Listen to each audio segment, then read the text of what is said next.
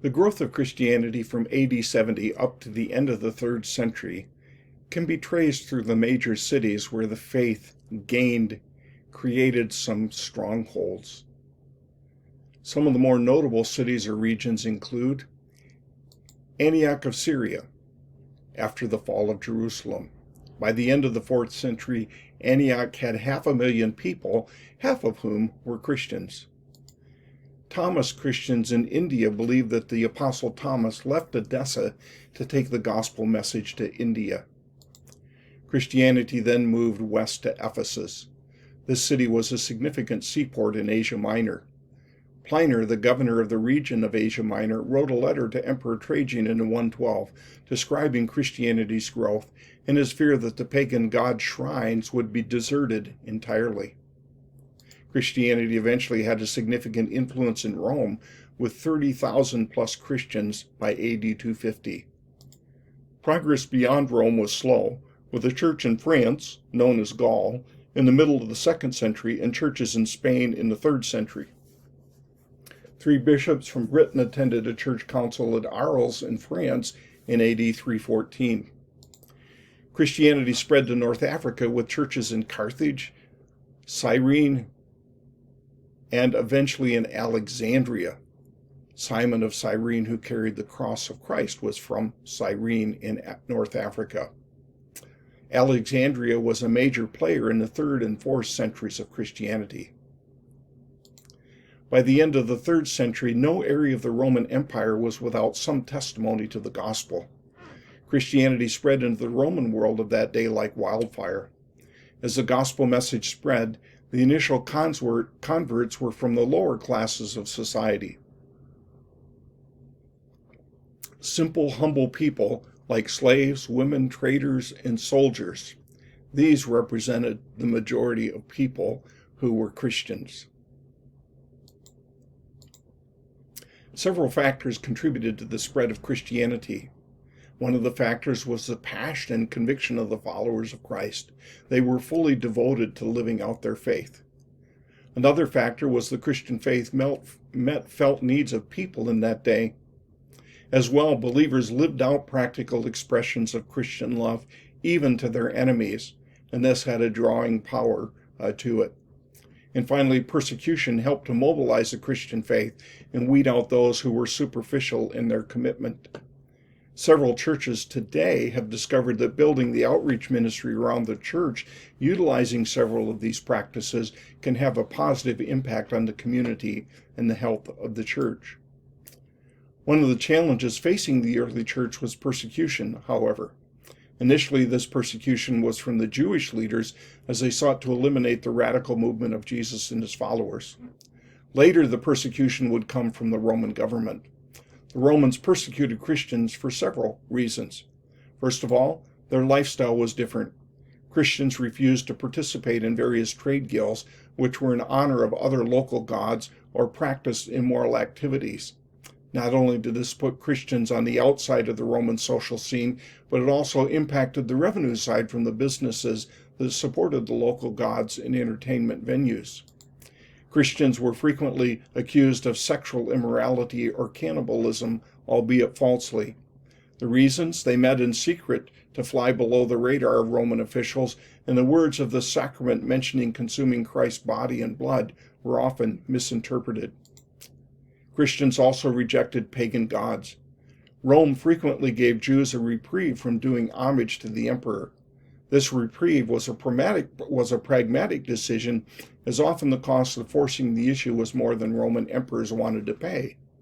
Some emperors enforced the emperor worship more than others, and so persecution would increase. As Jews distanced themselves from Christians, the protection afforded the Jews by the Romans was no longer applicable to Christians. Often, emperor worship was really less about a matter of making a faith statement and more about maintaining order in the empire. Christians were frequently persecuted for treason simply because they chose not to burn incense to the emperor or offer the statement that Caesar was Lord as a way of accommodating the requirements of the emperor. And finally, Christians were accused of atheism. people of that day didn't comprehend how anyone could worship an imageless God. Initially, the persecution that Christians faced was limited in time and geography. A few emperors were noted for intense periods of persecution. For example, in Nero in 64, a fire broke out in Rome and Nero blamed the Christians, and so he severely persecuted Christians.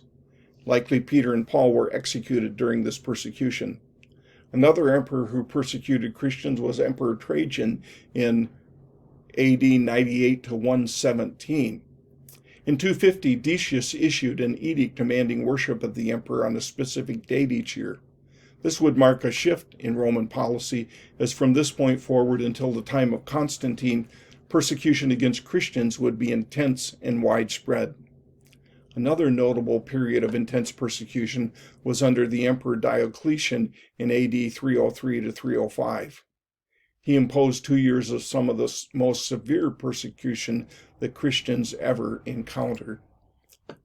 During the persecution under Decius, those who worshiped the emperor by burning incense or declaring that Caesar is Lord were given certificates called libelli as evidence they obeyed.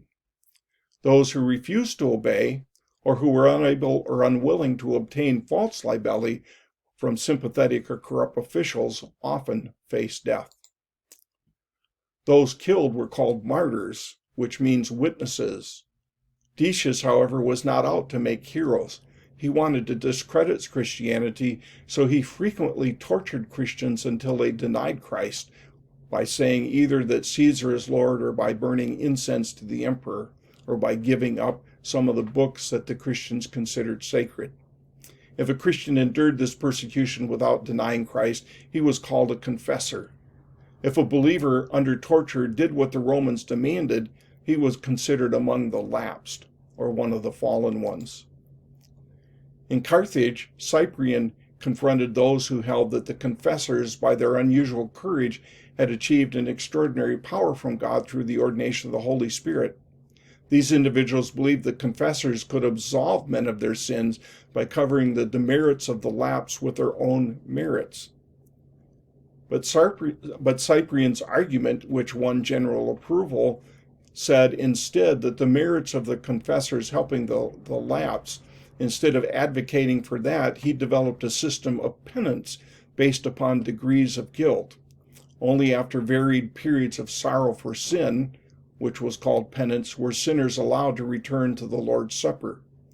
The bishop extended forgiveness to the fallen, provided they proved their sorrow by coming before the congregation in sackcloth and with ashes on their head.